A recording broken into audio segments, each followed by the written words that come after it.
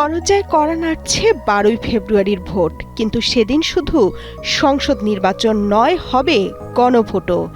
ব্যালটে থাকবে ছোট্ট একটি প্রশ্ন: জুলাই সনদ বাস্তবায়ন চান কিনা?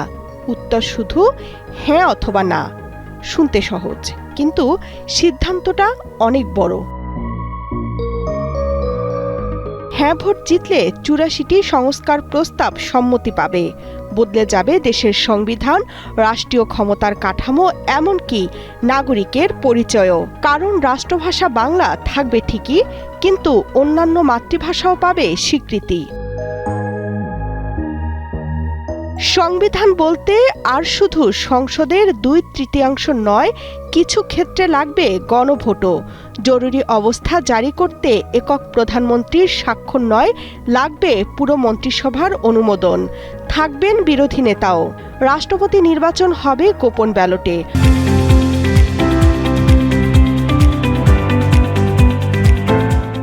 আর রাষ্ট্রপতির হাতে যাবে একাধিক গুরুত্বপূর্ণ নিয়োগ ক্ষমতা। অন্যদিকে প্রধানমন্ত্রী আর আজীবন নন, ২ মেয়াদ, সর্বোচ্চ ১০ বছর। বিচার বিভাগকে দেওয়া হবে পূর্ণ স্বাধীনতার প্রতিশ্রুতি। কিন্তু প্রশ্ন উঠছে অন্য জায়গায়। ভোটার যখন বুথে যাবেন, ব্যালটে কি এসব বিস্তারিত লেখা থাকবে? না, মাত্র ৪টি সংক্ষিপ্ত পয়েন্ট, তার নিচে হ্যাঁ অথবা না।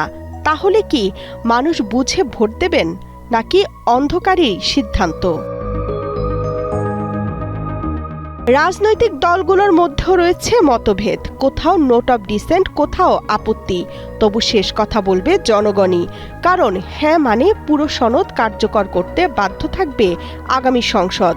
না মানে সব প্রস্তাবই বাতিল। অর্থাৎ একটি চিহ্নেই ঠিক হবে বাংলাদেশের সংবিধানের ভবিষ্যৎ পথ চলা। ১২ ফেব্রুয়ারি তাই শুধু ভোটের দিন নয়, এটা এক ধরনের গণরায়, এক ধরনের নতুন সংবিধান লেখা ব্যালটের কালি দিয়ে। ভবিষ্যৎ কোন পথে যাবে তার সিদ্ধান্ত এখন ভোটারের হাতে, আপনার হাতে।